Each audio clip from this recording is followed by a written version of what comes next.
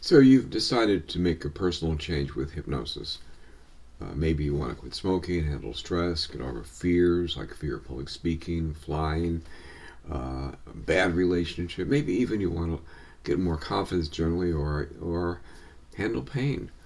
And you come to the point where you're looking to hypnosis for an answer. As you do that, you may be wondering, how can you get the most out of the experience? After all, you're paying somebody to do this. And the short answer is, you don't really need to do a lot. In fact, there's a thing in hypnosis called the law of reversed effort, that literally, the less you try, the better it works. Now, what that's about is the way hypnosis works. And we have a mind that has a conscious component and a subconscious. The conscious component is what we usually operate from. It's the part that evaluates, that judges, that thinks, that good, bad, right, wrong evaluates. The subconscious part of the mind is where things like habits live, our filter, how we look at the world. And ordinarily, the conscious mind is sufficient to get through life. You evaluate and take action. When you get stuck, whether it's stuck in a pain that's destroying your quality of life, or a relationship you're stuck on, or a habit like smoking, nail biting, and all of your resources haven't worked to break through, you've come to the place where you're thinking maybe hypnosis can help. So as you get into it, there's a wonderful quote. It's attributed to Albert Einstein, that the thinking that led you to create a problem isn't sufficient to solve it. It's almost like axiomatic. That how you got into the problem, you can't think yourself out of it. Maybe you can act yourself out of it. That's another topic.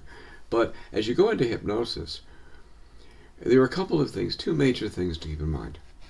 One thing is, you explain what you want to do during the hypnosis session to your hypnotist. You develop a plan. You know how you want to think, act, and feel coming on the other side of it.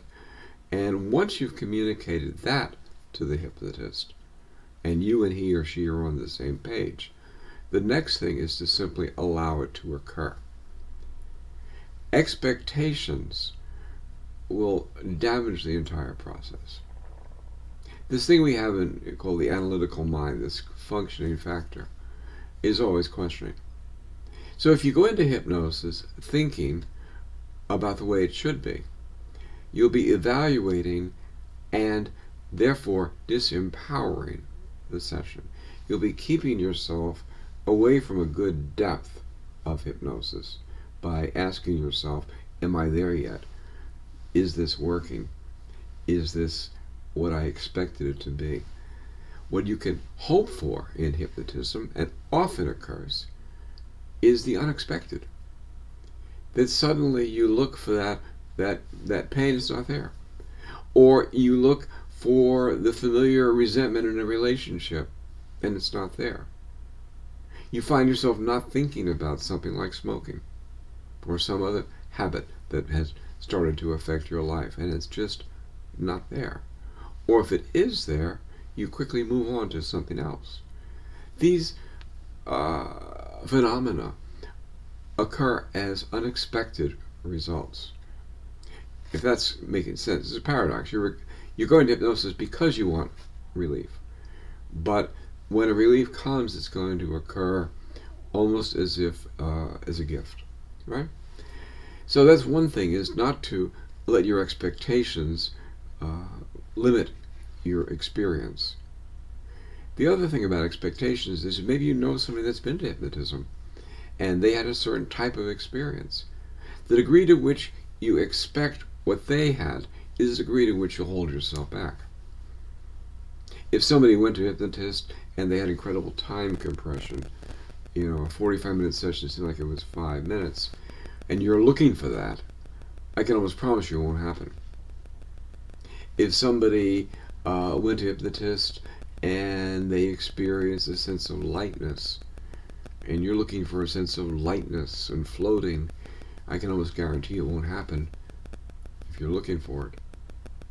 So the art of doing hypnosis as a consumer of hypnotism is to allow whatever occurs to occur. Now, another aspect of that is the idea of following instructions during the hypnosis session.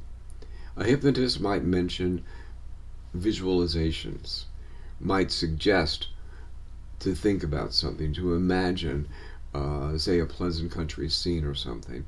And you may have the thought that you're not a very visual person. So the degree to which you sit there and think, I can't do this, I'm not very visual, I'm not seeing anything, I'm seeing nothing at all, is the degree to which you hold back the process.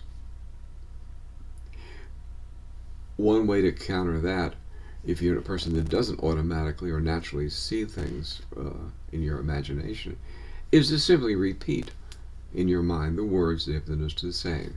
In other words, don't worry about it. So the hypnotist says you're in a beautiful country meadow, and you just simply think, I'm in a beautiful country meadow, and don't question it.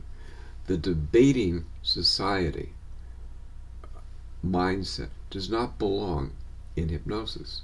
It will get you nowhere. It will undercut what you're going to hypnotist for and rob you of a legitimate and rich experience. For example, take the idea of phenomenon. A hypnotist might suggest, which we commonly do, we'll ask people to close their eyes. So we'll say, close your eyes. Imagine the little muscles that control your eyes are becoming very, very, very heavy. So heavy, in fact, and so relaxed that they're beyond your ability to open them. And I'm truncating this, but when you're confident that you've achieved that, give it a little test and prove to yourself they just don't want to open it. 9 out of 10 people at that point will go, oh my God, they don't want to open. 1 out of 10 will go. Now, of course, you can do that. Of course, you can open your eyes at any moment. You're always in control. So don't do that to yourself. In fiction, it's called suspension of disbelief. If you really want to enjoy a movie, you don't find yourself criticizing anachronistic things or the camera angles. You just suspend disbelief and you enjoy the movie. I would suggest you bring that same mindset to hypnosis. To conclude, the less you expect the session to be a certain way, the more you open yourself up to unexpected results. And miracles do happen in hypnosis. But I think you'll find they happen a lot more consistently if you go into the hypnosis experience with an open mind and allow whatever occurs to occur, and you may find yourself being very, very surprised. Important personal changes can occur, sometimes like that.